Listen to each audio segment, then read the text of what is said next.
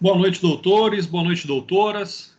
Sejam muito bem-vindos a mais uma aula de Direito Penal, crimes contra a fé e a administração pública. Vocês estão me ouvindo bem?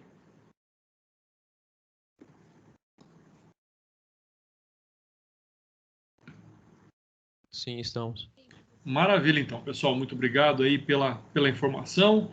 A tela já está compartilhada, a aula já está sendo gravada. Vamos iniciar, então, o nosso conteúdo. Pessoal, nós vamos falar hoje, então, aí a partir do artigo 302 do Código Penal, que trata do crime de falsidade de atestado médico, tá? Então, vamos ler o artigo para ver qual é a análise que nós podemos fazer dele. O artigo 302, então, prescreve e prevê o crime de falsidade de atestado médico.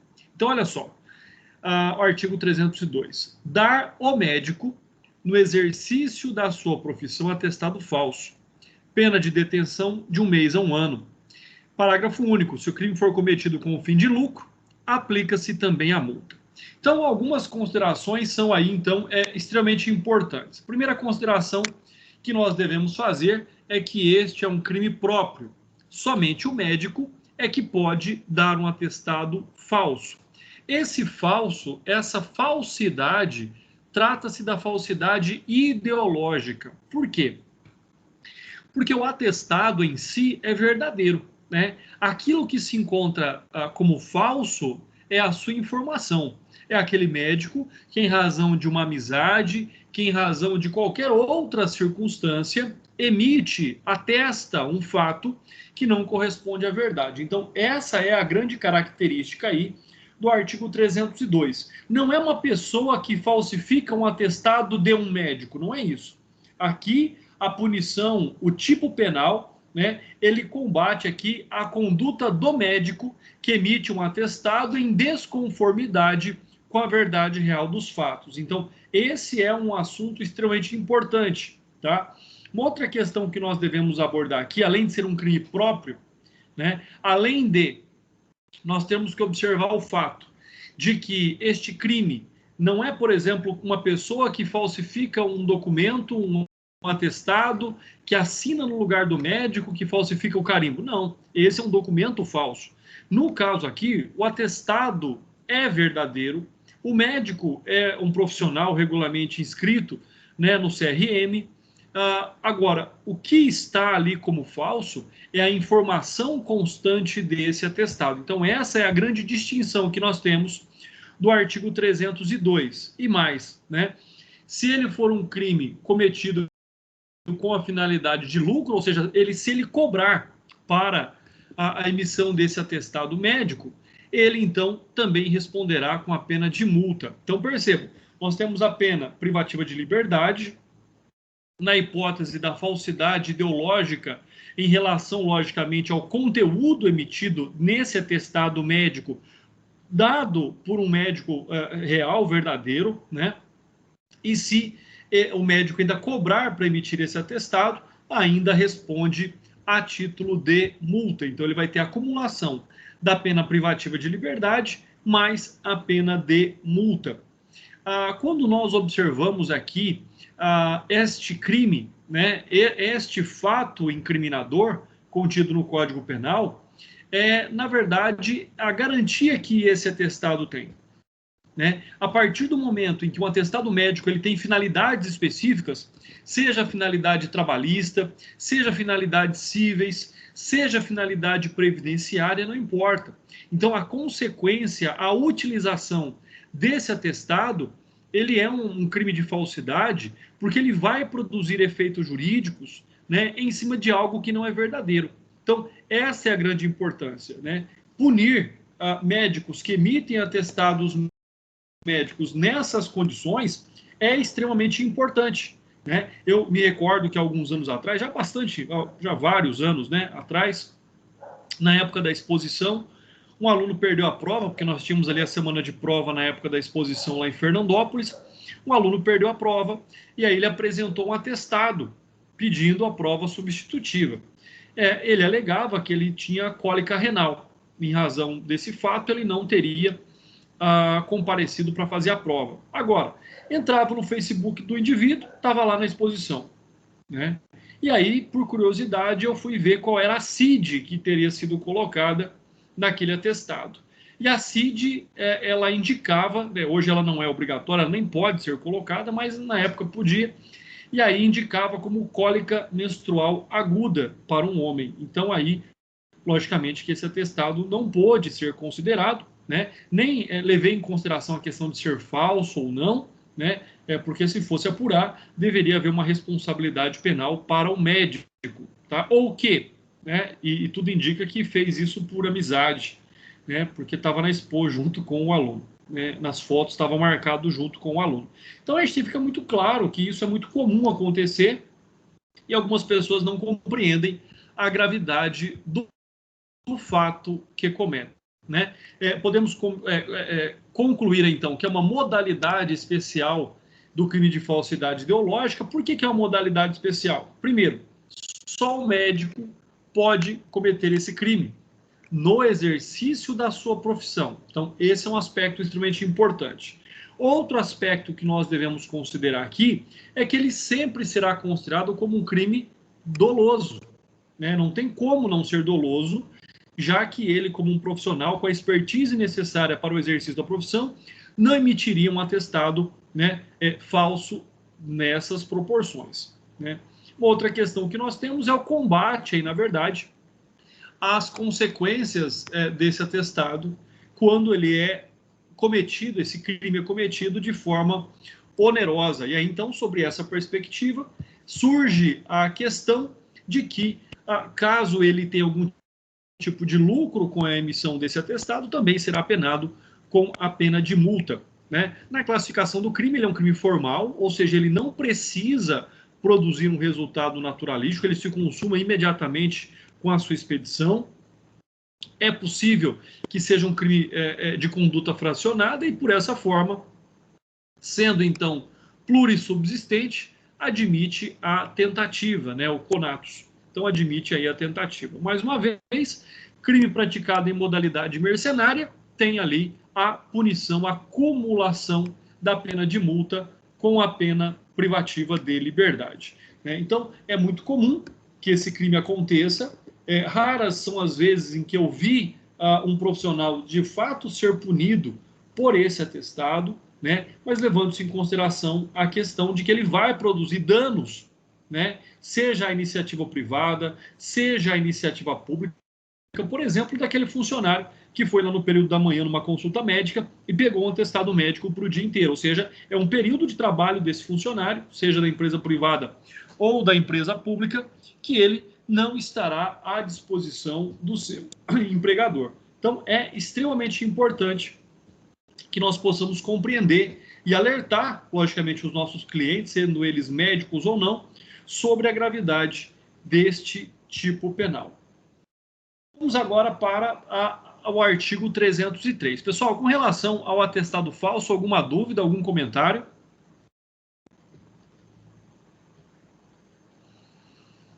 Tudo certo, professor. Maravilha. Não havendo dúvidas, vamos dar sequência então. Artigo 303, né? Quando nós falamos do artigo 303, ele parece já um pouco desatualizado para nós, porque ele vai falar da reprodução ou adulteração de selos ou peças filatélicas, né? Peças filatélicas são selos postais, tá? E são peças filatélicas, até mesmo de coleção.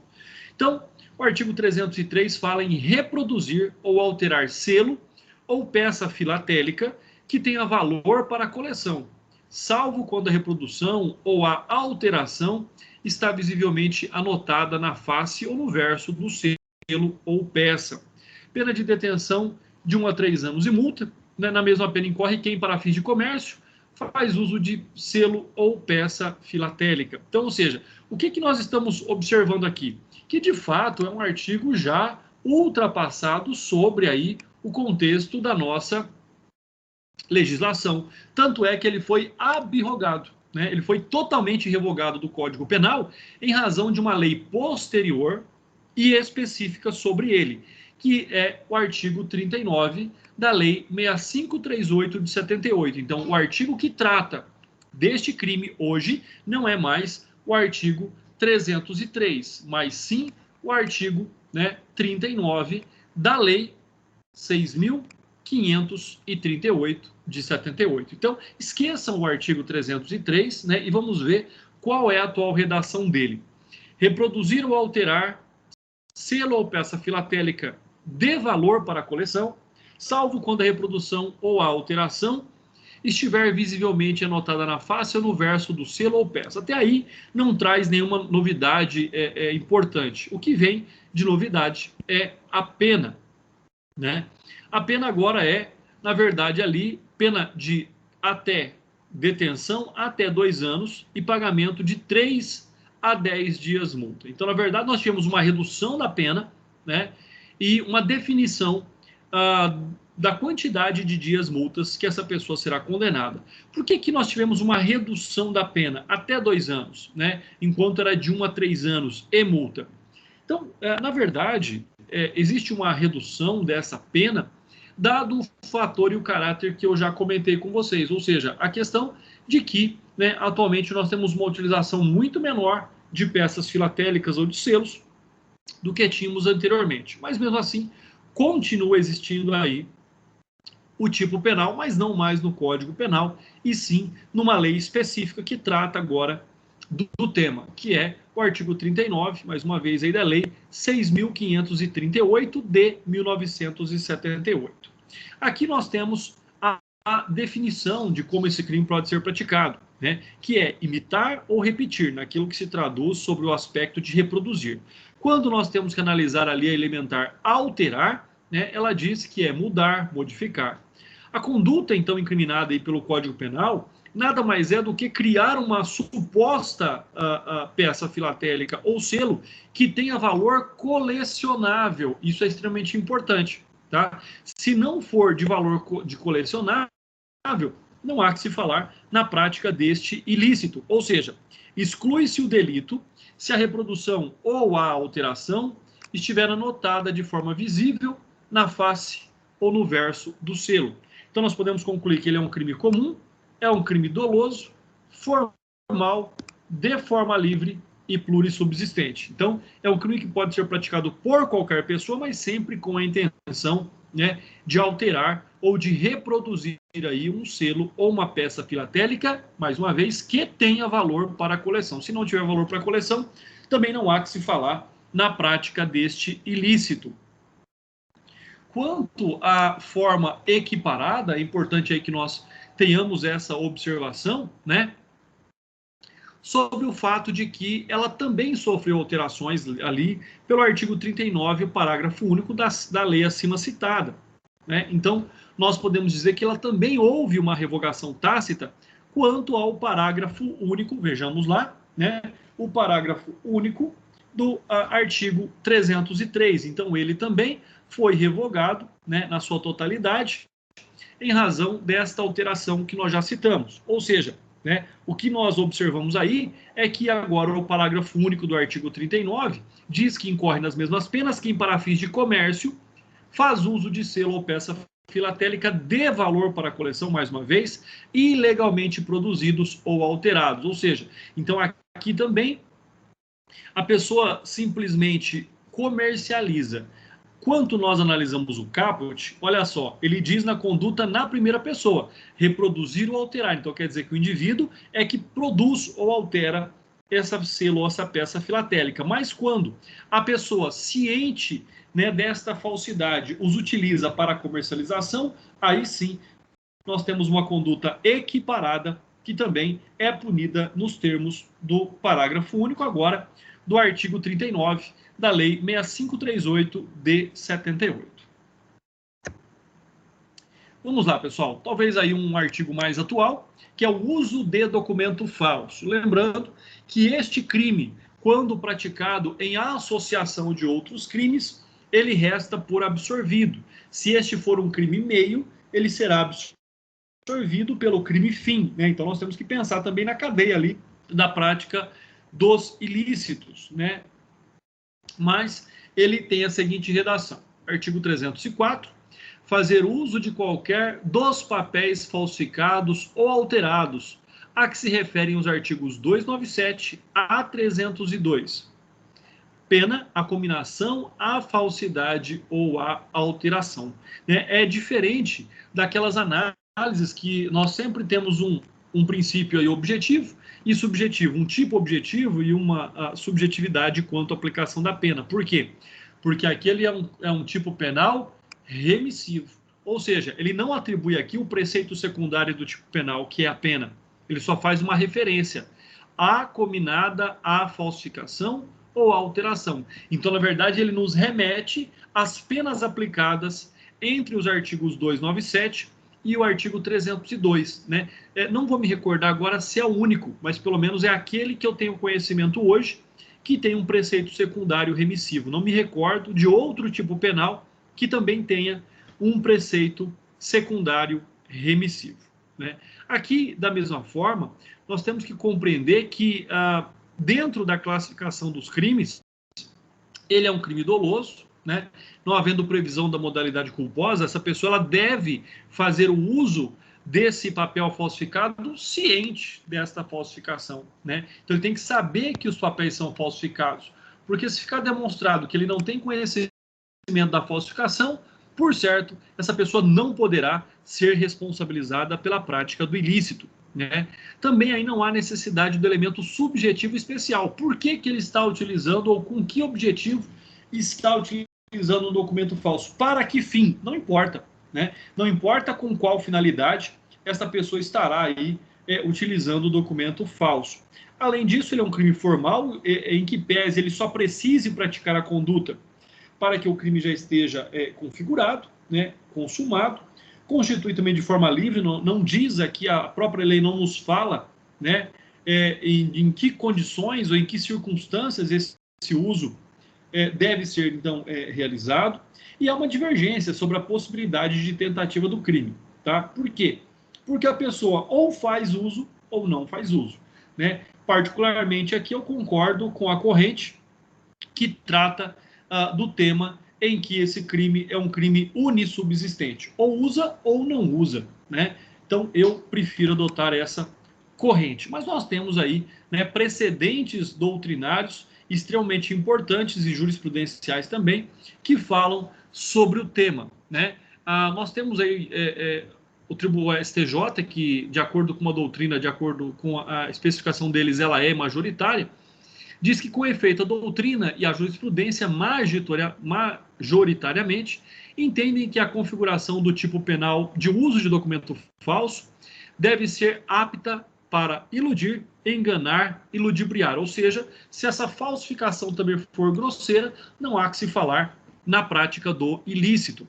Já o STF, né, analisando casos da mesma natureza, diz que este tribunal já assentou o entendimento de que, para a caracterização do delito de uso de documento falso, prescrito no artigo 304 do Código Penal, é despiciando o exame pericial no documento utilizado pelo agente. Se os demais elementos de prova contidos nos autos evidenciarem a sua falsidade, né, no caso, sob exame, o próprio paciente confessou que adquiriu os documentos falsos na Praça da Sé, em São Paulo, circunstância que foi corroborada pela prova testemunhal produzida. Ou seja, então, nesta situação, né, pode até ser dispensada a prova pericial para a constatação da falsidade do documento. E aí, nós temos ainda inúmeros julgados sobre estas questões quando tratadas aí do uso de documento falso. E a jurisprudência vem de acordo, né, seguindo a mesma linha aí de raciocínio. Bom, nós vamos citar aqui agora uma outra questão bastante importante, que é a súmula 546 do STJ. Né? A súmula 546 do STJ, ela vem dizer que já decidiu de que a competência para julgar o crime de uso de documento falso é em virtude da autoridade, entidade e órgão ao qual foi apresentado. Assim, conclui-se que o uso de documento falso perante a Justiça do Trabalho torna-se competência da Justiça Federal. Né? Enquanto a apresentação do documento falso, a Secretaria Municipal de Saúde configura um crime estadual, pessoal. Então, aqui não importa com relação ao documento, que tipo de documento é. Mas o que importa é a quem foi apresentado este documento, ou a quem seria apresentado este documento. Tá? Então, essa é uma questão extremamente importante. Vamos pensar o seguinte: a pessoa ela é parada numa blitz policial e um policial militar constata o documento falso. Então, quer dizer que é competência da Justiça Estadual. Se for uma blitz, por exemplo, da Polícia Rodoviária Federal, passa a ser, então, competência da Justiça Federal a julgar este crime. Tá? Então, é extremamente importante. Um outro fato que nós devemos observar é a súmula 200 do STJ também, né?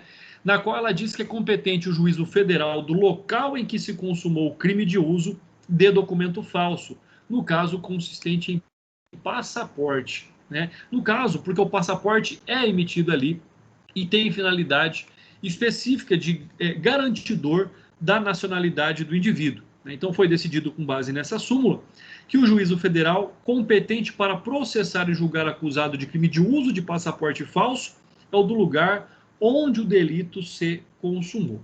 Tá? Então é extremamente importante este fato. Aqui, então, é considerado um crime formal. O simples uso, independentemente de um resultado, já aí configuraria a prática do ilícito. Bom, pessoal, próximo artigo, supressão de documento. Então, percebam que aqui, até agora, nós falamos em criar documentos, em falsificar documentos, em alterar documentos existentes.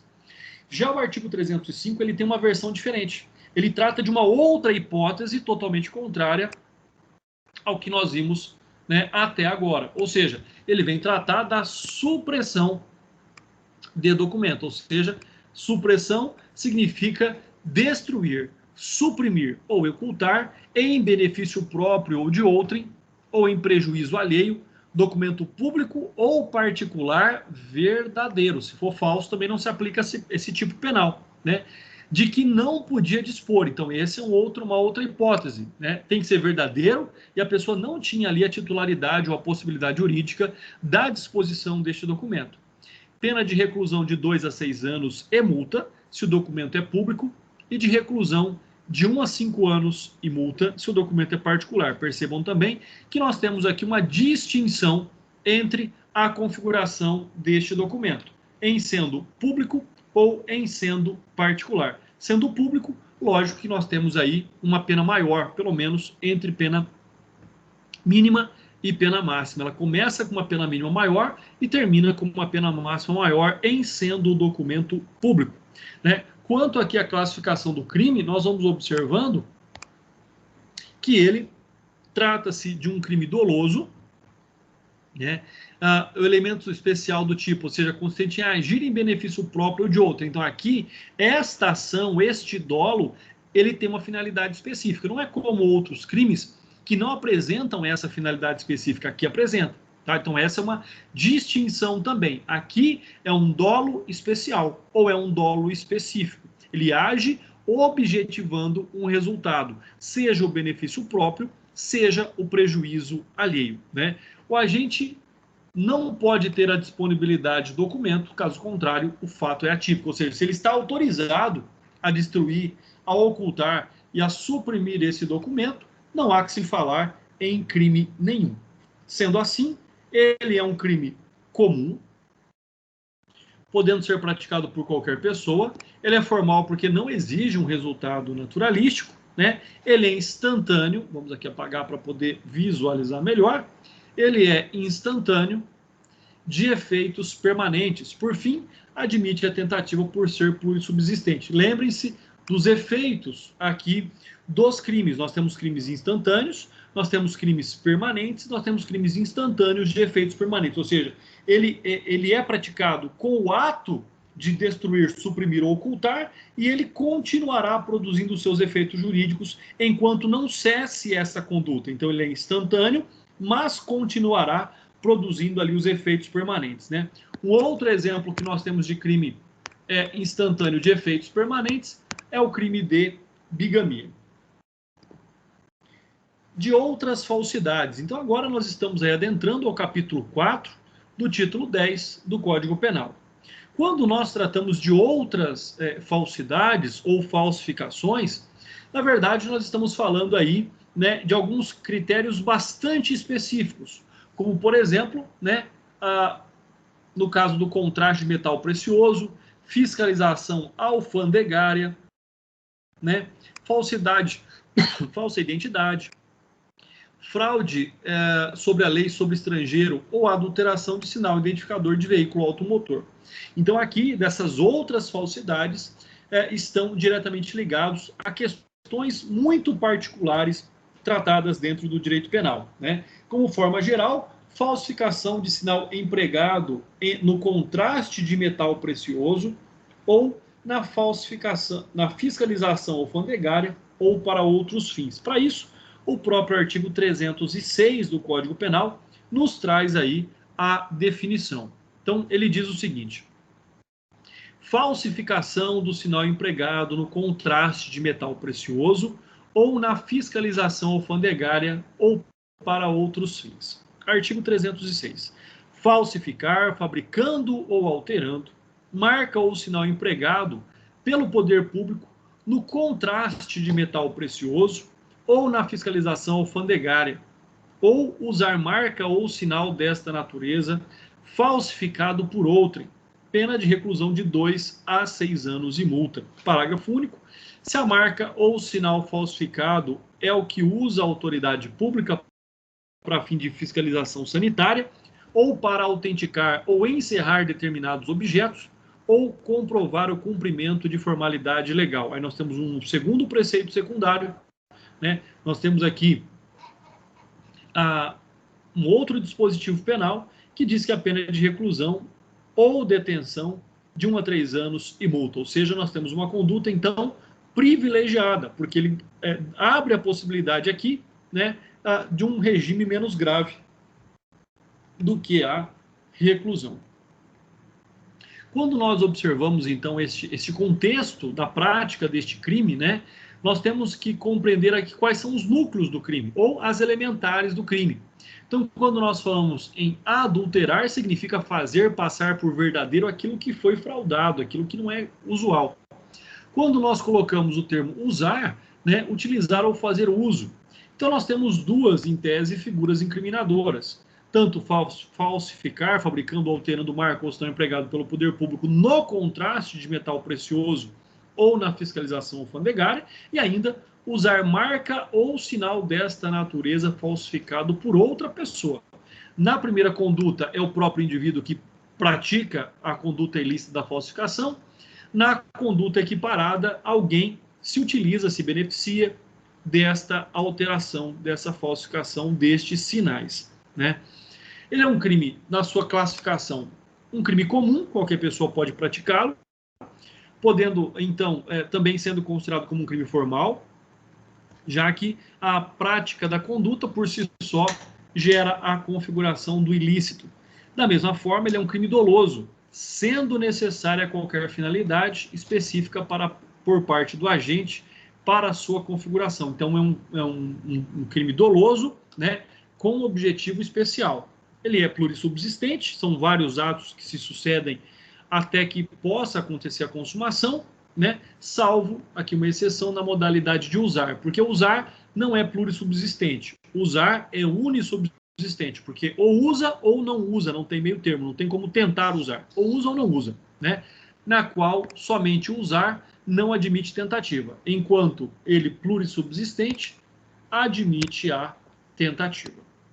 No parágrafo único, ele vem falar, então, desta modalidade privilegiada. Por que é o privilégio?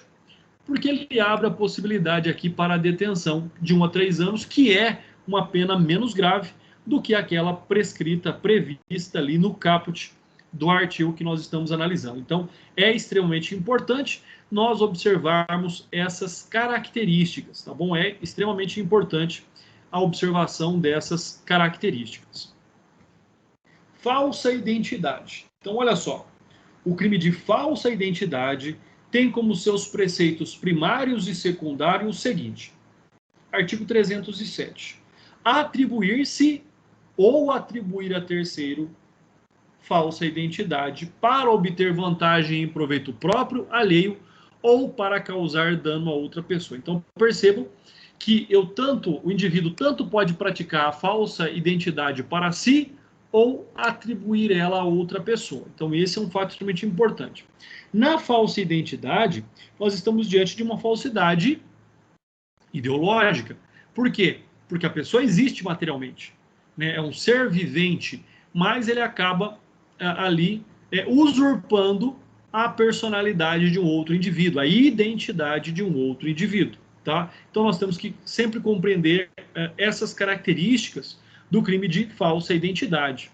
Pena de detenção de 3 meses a 1 ano ou multa, e se o fato não constitui elemento de crime mais grave. Pessoal, a grande crítica que nós sempre fazemos ao direito penal é com relação à punição.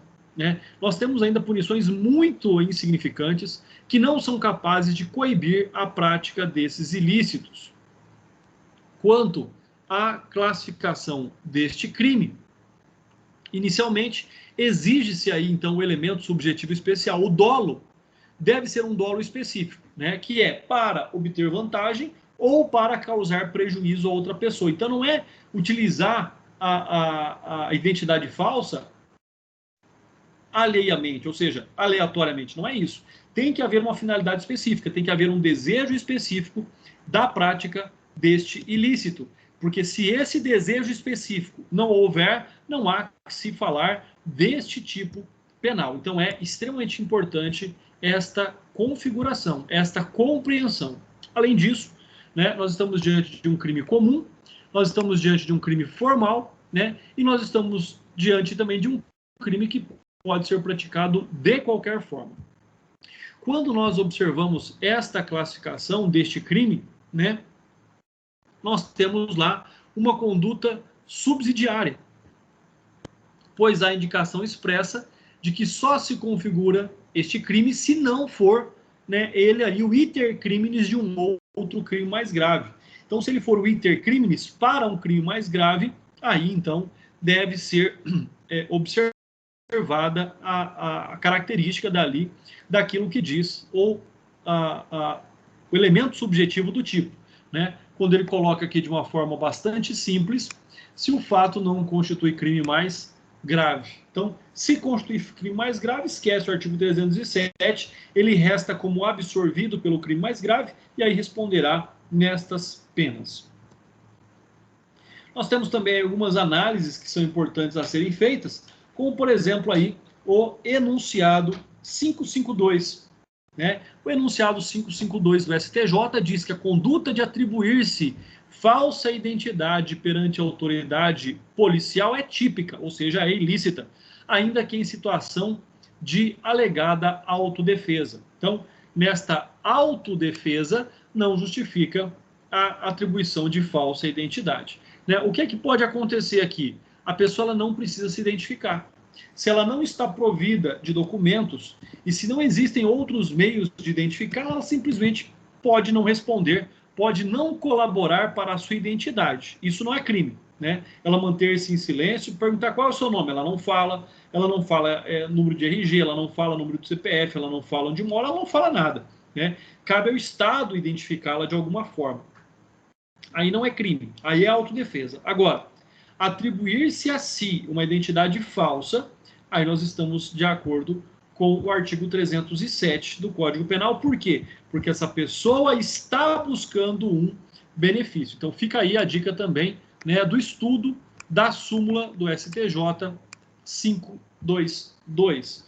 O próprio STJ... Doutor. Oi, pode falar. Por exemplo, se a pessoa não se identificar... Sim. Mas ela pode ser conduzida para a delegacia para ser identificada, né? Nesse caso aí, eu não preciso. Aí funciona da seguinte forma. Primeiro, por qual motivo ela foi abordada? Né? Sendo uma abordagem de rotina, o fato dela não ter um documento, né, pode ser levado para ser identificada. Não quer dizer que ela está sendo acusada de nenhum crime. Né? Então, existem vários fatores. Antigamente, nós tínhamos aquela prisão para averiguação. Ela não está sendo presa, esse é o problema. Hoje, nós não temos mais a prisão para averiguação. Né? Nessa hipótese, o que acontece? Já é uma conduta suspeita, a pessoa não querer se identificar. É como se ela tivesse medo ou escondesse a sua identidade, talvez porque ela está sendo procurada. Então, ela pode sim ser levada para a delegacia, para que ela tenha uma identificação formal. tá? Mas nós não podemos utilizar o nome prisão para averiguação. Então, pode ser conduzida à delegacia, ou melhor, ela pode ser convidada a comparecer na delegacia, né, mediante ali o acompanhamento das autoridades policiais, para colocar de uma forma mais sutil, para que ela seja lá identificada, né? O problema do Brasil, Cleiton, é exatamente o seguinte: essa identificação demora muito, né? Não é tão simples quanto outros países que já têm bancos de dados um tanto quanto mais modernos, onde você colhe a impressão digital dessa pessoa ou, né, uma outra forma, e aí, em minutos, você já tem a identificação desse indivíduo, né? Existem informações, não posso confirmar, mas eu li em algum lugar que hoje no Brasil nós levaríamos em torno de 1 hora e 15 para que essa pessoa pudesse ser identificada, se não mais tempo, dependendo da região do país. Existem programas mais modernos que podem fazer essa identificação em aproximadamente 23 minutos, tá? Mas, de toda forma, essa pessoa ficará custodiada até que ela seja identificada e verifique, então, de que ela não tem nenhuma pendência, nenhum mandado de prisão em aberto, nada nesse sentido. Mas a recusa em identificar-se pode gerar aí, sim, a necessidade de uma identificação desse indivíduo. E aí o doutor tem toda a razão. Só que nós não podemos mais utilizar aquilo que era utilizado no passado, que era a prisão para averiguação. Hoje não, né? Ele não está diante aí da privação da liberdade. Por quê? Porque, na verdade, o que pende aqui é uma constatação. Vamos constatar quem é e ver se tem alguma coisa, né? Então, mas ainda é um tema bastante debatido sobre esse aspecto. Ou seja, ele não está preso, não, mas ele vai ser conduzido coercitivamente se não colaborar. É assim que funciona.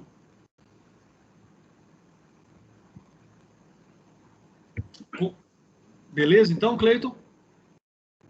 Não, sim, é que tem uma lei antiga de 75 que fala do civilmente identificado, né? Sim. Não seria prisão para averiguação, seria identificar civilmente essa pessoa, né?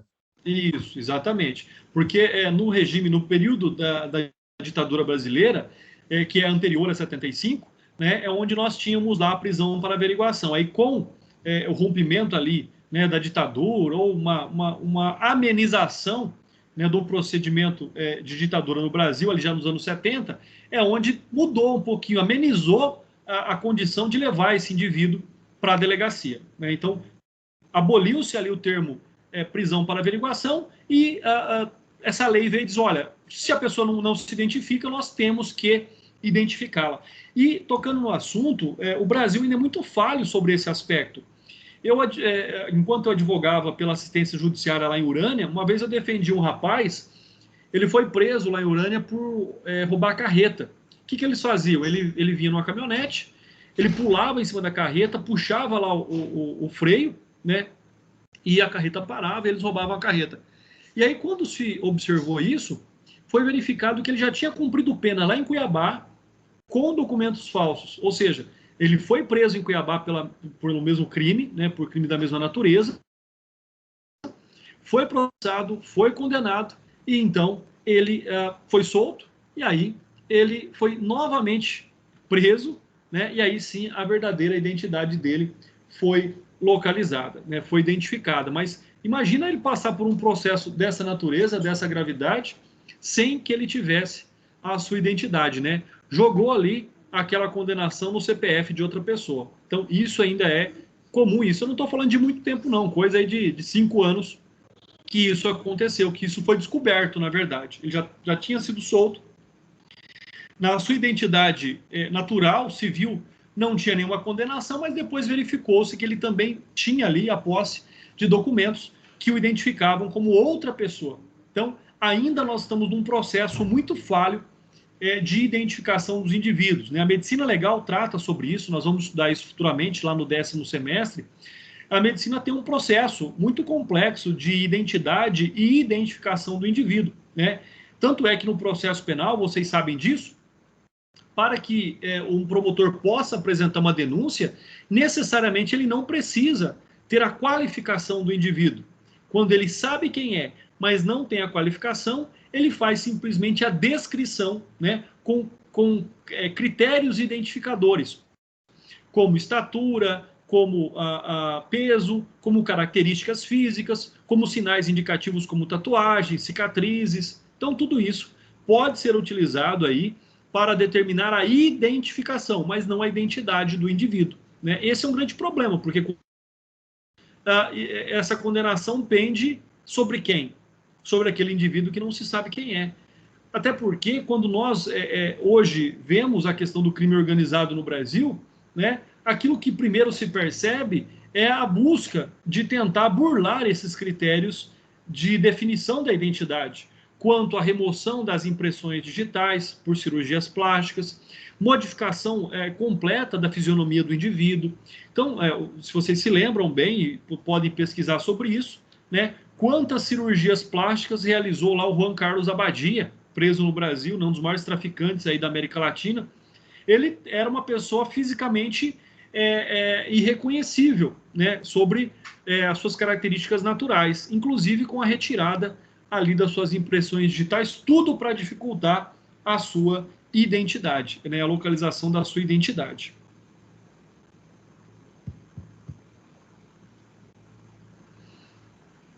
E aí, como eu estava dizendo, então, né, o próprio Supremo Tribunal Federal, aqui na jurisprudência, ele trata desse tema sobre a relatoria do ministro Dias Toffoli, que diz que, né, constitucional, penal, crime de falsa identidade, artigo 307 do Código Penal, a atribuição de falsa identidade perante a autoridade policial, alegação de autodefesa, artigo 5º, inciso 50 e 63, perdão, né, da Constituição, matéria de repercussão geral, confirmação da jurisprudência da Corte no sentido da impossibilidade, tipicidade da conduta configurada, princípio constitucional da ampla defesa, da autodefesa, não alcança que aquele que atribui falsa identidade perante a autoridade policial com o intento de ocultar maus antecedentes.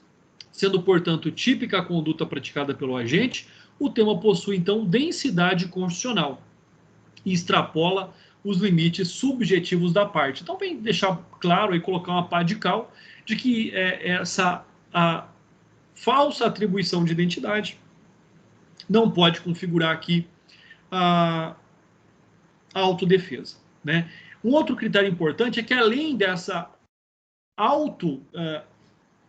imputação de falsa identidade, nós temos também o documento, que materialmente o documento também é falso, né? Então, nessa situação, o crime de falsa identidade se configura quando a gente busca se passar por outra pessoa sem a apresentação de um documento. Quando a gente se apresenta com identidade diversa da sua, utilizando o documento falso, aí o crime será o do 304. Então, percebam, o artigo 307, a pessoa atribui-se ou atribui a outra pessoa uma identidade falsa, mas não por meio da apresentação de um documento. Se houver a apresentação de um documento, nós vamos voltar aqui, ele estará praticando o crime do artigo 304, fazer uso de qualquer dos papéis falsificados ou alterados, a que se refere ao artigo 297 a 302. Então, se existe a apresentação de um documento falso, nós estamos diante do artigo 304. Artigo 307, somente pela autoimputação, mas sem a apresentação de um documento. Fiquem muito atentos a isso. Vamos até fazer aqui um círculo em vermelho para que nós não esqueçamos aí, para que vocês não esqueçam deste detalhe, que é um detalhe que muda tudo, né? E olha aí, mais uma análise importante. Olha quando nós, dentro desse quadro, nós vamos observando. O agente se passa por outra pessoa sem apresentação de documento. Falsa identidade, artigo 307. O agente se passa por outra pessoa com apresentação de documento falso. Uso de documento falso, artigo 304. O agente se passa por outra pessoa usando o documento de identificação alheio. O documento não é falso. Percebam aqui. Ele só é de outra pessoa. Ele não teve alteração, ele não teve falsificação. Né? Quem você é? Eu sou o fulano de tal e apresento o documento. O documento é falso? Não. Né? O documento é verdadeiro.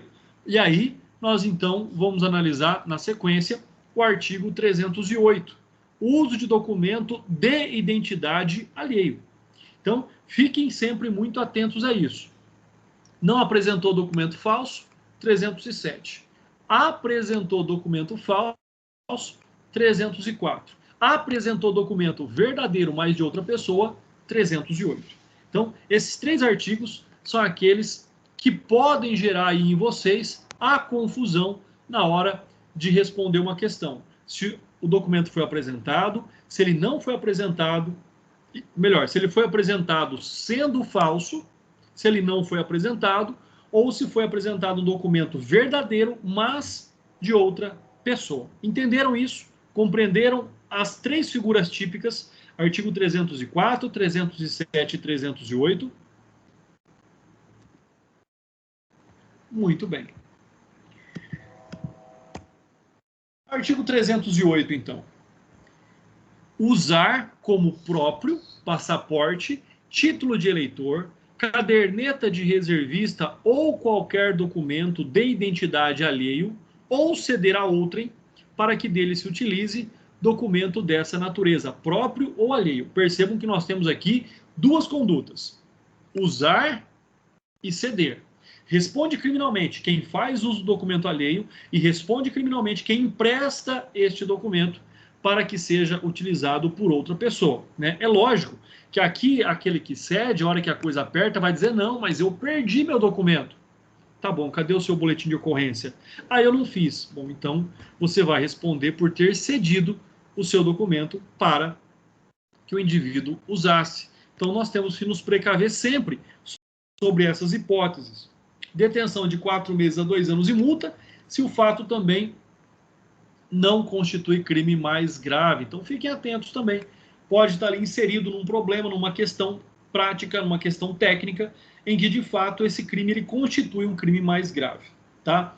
Então, aquilo que nós estamos observando, aí você fala assim: André, me dá um exemplo de um crime mais grave. Por exemplo, o exercício ilegal da profissão, né? Alguém vai lá, clona uma identidade de advogado e começa a agir como se advogado fosse. Ele está praticando um crime mais grave, que é o exercício ilegal da profissão, né? Como nós vimos aí recentemente também, hoje já faz algum tempo que eu não ouço, mas alguns falsos médicos que atuavam aí na nossa região, né? Eles, no caso lá, tinham até uma moça, salvo engano, que tinha o registro e o carimbo de um outro médico de um outro estado. Se passavam por uma outra médica, né, na verdade, de um outro estado. Então, o artigo 308, o documento é verdadeiro. Percebam isso. O documento é verdadeiro. E responde pelo crime quem usa, né? Percebam que aqui essa relação entre passaporte, título de eleitor, caderneta de reservista, é uma relação meramente ilustrativa, né? Não é um rol taxativo, porque ele vem dizer ou qualquer outro documento de identidade alheio, né? Qualquer documento com foto hoje é considerado como um documento de identidade, né? Então, ou seja, usar e ceder, responde por esse crime quem usa ou quem empresta para que outro utilize do seu documento. Quando nós observamos, então, esse tipo penal, mais uma vez, não há necessidade aqui de que eu diga, né, que as 2 condutas são tipificadas, mas é importante dizer que se o indivíduo usa a cédula de identidade do seu irmão gêmeo, responde por esse delito, por estar usando como próprio documento de identidade alheio. Pode ser, por exemplo, que tenha antecedentes ou mandado de prisão em aberto e usa o documento do irmão para fugir da ação das autoridades. Vale lembrar que esta conduta pode ser um meio para a prática de outro delito e assim, então, será absorvido por ele. Quanto à sua classificação, este é um crime de forma livre, ele não exige uma forma específica para que seja praticado. Ele é doloso, ele é plurissubsistente, né, e admite tentativa, enquanto ceder, ele é unissubsistente e não admite tentativa enquanto usar. Então, sempre fiquem atentos com relação a este critério de classificação deste crime também. Ele é de forma livre, ele é doloso, ele é plurissubsistente e admite tentativa, né, na modalidade ceder, e ele é unissubsistente e não admite tentativa na modalidade usar. Então, sempre fiquem muito atentos a essas características aí que nós já observamos. Artigo 309. Usar o estrangeiro para entrar ou permanecer no território nacional, nome que não é o seu. Detenção de 1 a 3 anos e multa. Parágrafo único. Atribuir a estrangeiro falsa qualidade para promover-lhe a entrada em território nacional. Reclusão de 1 a 4 anos e multa.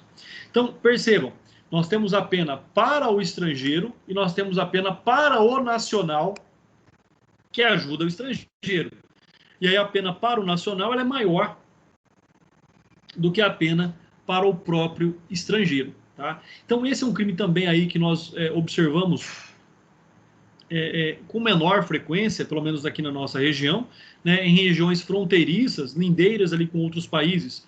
Talvez esse crime venha acontecer, mas se bem, né, que para a pessoa querer entrar no Brasil hoje, ela deve estar num lugar bem pior.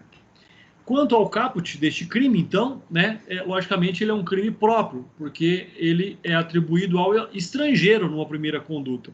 Já no parágrafo único, ele é um crime comum, né, atribuído a todos os nacionais. Então, desta forma, ele é um crime próprio, só pode ser praticado pelo estrangeiro. Nesta modalidade, não se admite tentativa, porque nós temos aqui aquilo que nós já falamos, né? Nós temos o verbo usar. Ou usa ou não usa. Tá? Então, não admite tentativa e ele é um crime doloso e formal. Ou seja, não necessita ali que produza um resultado específico, por mais que ele seja um dolo específico, que é para entrar ou permanecer em território nacional. Não é qualquer tipo de dolo. Né? Ele usa o documento para que ele, então, ingresse em nosso território. Quem que ingressa? O estrangeiro. Tá? E aí, no parágrafo único, nós temos aqui a conduta de atribuir a estrangeiro falsa qualidade para promover-lhe a entrada em território nacional. E aqui pode, então, ser um nacional que pratique este crime. Né? Quanto ao parágrafo único, então, ou seja, imputar, tipifica-se a ação de atribuir a um estrangeiro falsa qualidade, afim e tal, nós já vimos. Aqui, ele tem um elemento subjetivo especial também, assim como lá no caput. Por quê? Porque aqui a finalidade é que ele entre também em território nacional. Né? Ela é classificada como um crime comum, não exige nenhuma qualidade específica do sujeito ativo, pode ser qualquer pessoa, né? Ou seja, no parágrafo único não é um crime próprio, enquanto no caput é um crime próprio. Vamos voltar aqui para que não haja dúvidas. Tá? Quando nós observamos aqui o que diz o caput, ele é um crime próprio, porque ele fala em estrangeiro.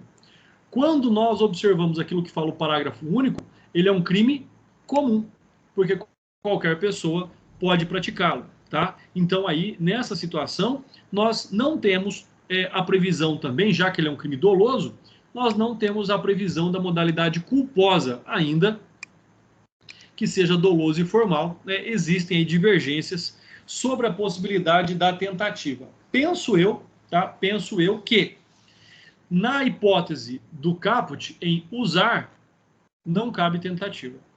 E, na hipótese do parágrafo único, eu adoto ali a teoria, né, e a doutrina que admite a tentativa. Então, particularmente, essa é a minha interpretação nos termos das doutrinas que eu sigo. Tá? Caput não admite tentativa, parágrafo único admite tentativa. Pessoal, agora, né, nós estamos aí diante do artigo 310 do Código Penal, e aí nós vamos, então, agora, né, encerrar por aqui. Eu vou fazer a chamada naquele mesmo procedimento que nós fizemos na última aula, tá bom? E aí eu vou abrir, então, a palavra para aqueles que queiram fazer comentários aí sobre a nossa aula de hoje. Deixa eu aqui encerrar a apresentação. E vamos lá fazer a nossa chamada, pessoal. Vamos lá, então. Alice, está presente? Presente, professor. Anne Elise, está presente? Presente. Muito obrigado.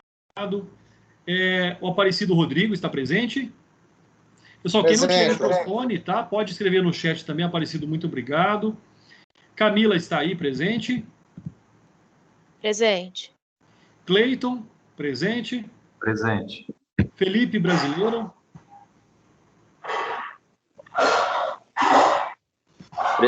Presente, professor. Felipe, obrigado.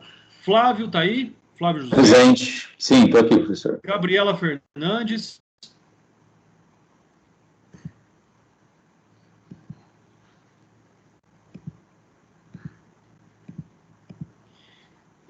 Igor Aranha.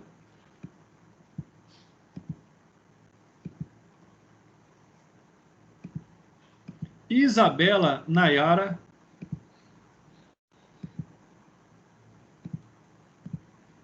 Opa, vamos ver aqui o chat. Isabela, obrigado aí pela sua manifestação. João Guilherme está presente. Alô, João Guilherme.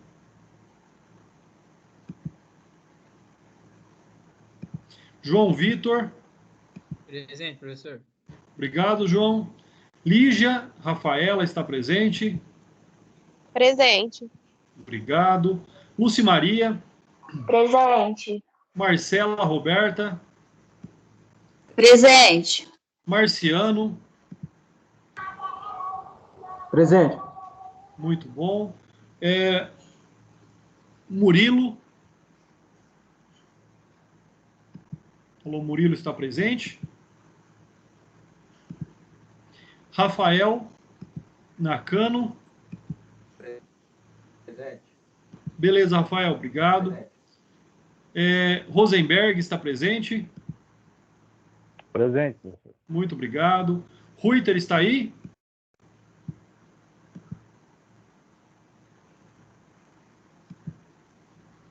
Samuel. Presente. Silvana. Presente, professor. Boa noite, obrigado. Tawane.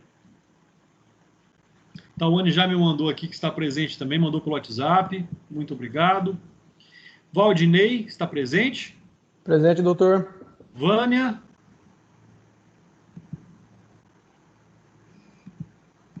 A Vânia coloca aqui que está presente também. O William, não sei se está presente, mas eu já fui informado que ele estaria, então, numa audiência. Presente, doutor. Ô, William, maravilha que você chegou a tempo aí. Obrigado pela presença, viu? Beleza, obrigado. Pessoal, sendo assim, agradeço a presença de todos. Caso alguém tenha alguma dúvida, eu estou à disposição. Doutor, só mais uma Obrigado dúvida. pela aula, professor. Certo. Diga, Cleiton. Só mais uma dúvida quanto ao uso de documento falso. Um exemplo. O senhor falou assim que tem que usar, né? A pessoa tem que te entregar o documento para comprovar que ela usou esse documento falso, Isso, né? a apresentação dele. A apresentação do documento. Por exemplo, num caso de uma abordagem a um veículo, ele fala que é habilitado. Sim. Só que ele não apresenta a habilitação. Só que depois que a gente faz a busca veicular, acha-se o documento falso lá, né? No interior do veículo. E mesmo assim se conduz para a delegacia, né? Apesar de ele falar que era habilitado e não apresentou, mas ele está com o instrumento do crime, ele pode ser utilizado futuramente. Tá, vamos observar. Pode ser entendido dessa forma? Essa CNH é falsa? Então, a CNH, se você consulta no sistema, não aparece. Sim. Só que o papel dela é assim, é verdadeiro, é idêntico ao original.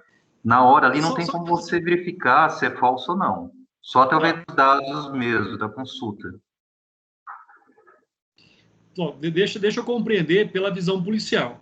O policial aborda alguém, olha, documento do carro e habilitação. Hoje você não vai poder pedir documento do carro mais porque o documento é digital e a pessoa não é mais obrigada a andar com o documento, né? Nem todo mundo tem smartphone ou meios aí para andar com o documento. Então, não sei e tecnicamente penso que isso vai mudar porque não tem como, né, o CONTRAN exigir isso de alguém. Mas tudo bem. Você vai consultar pela placa do veículo, vai ver que o documento está correto. O veículo está licenciado, não tem nenhum gravame ali, nenhum impedimento, nenhuma notificação de roubo ou furto. Aí você pede a CNH do indivíduo. O indivíduo diz, olha, eu sou habilitado, mas não estou com a minha CNH. Tudo bem.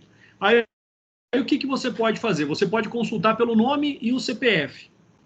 Se você consulta pelo nome e CPF, e consta que aquela pessoa é habilitada, aí surge a dúvida, mas será que ele está dizendo que ele é essa pessoa? Ele é essa pessoa que ele está dizendo?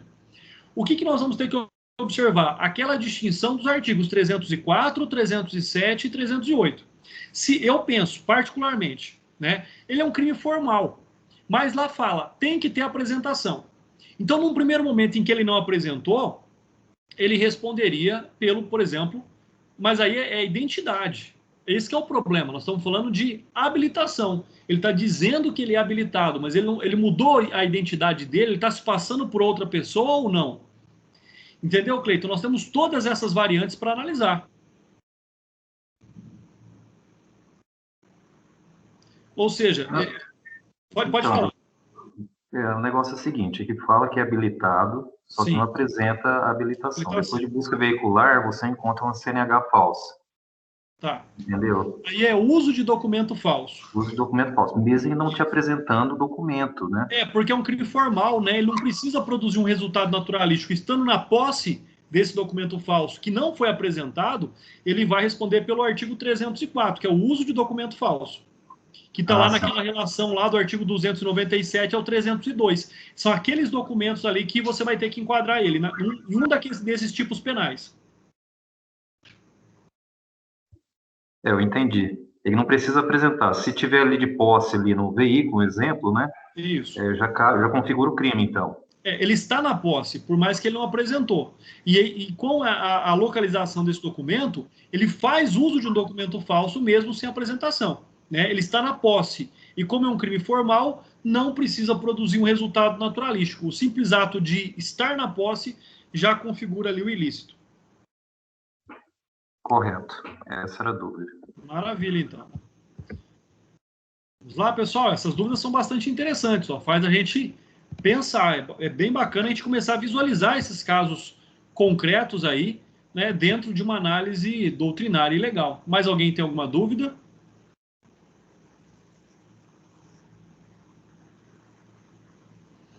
Bom, pessoal, não havendo dúvidas, um forte abraço a todos e até a nossa próxima aula. Tá? Amanhã, pessoal, já vou dar um recado aqui hoje, mas amanhã eu reforço esse recado. Semana que vem, nós já vamos fazer os trabalhos bimestrais, tá? Tanto de direito penal quanto de ECA. Então, semana que vem, na próxima semana, nós já vamos fazer os trabalhos bimestrais. Amanhã, aula normal ainda. Próxima semana, trabalhos bimestrais. Avisem os colegas para que ninguém perca aí o trabalho bimestral da semana que vem. O trabalho será feito no horário da aula, somente no horário da aula, tá bom? Não vai ficar aberto o aplicativo fora do horário da aula. Trabalho somente no horário de aula semana que vem, tá? Mas eu reforço esse recado depois, mas só para vocês já irem se organizando e se programando, né? Então, mais uma vez, um forte abraço a todos e até amanhã. Boa noite, abraço. Boa noite, Amanhã. professor. Boa noite. Até amanhã. Boa noite.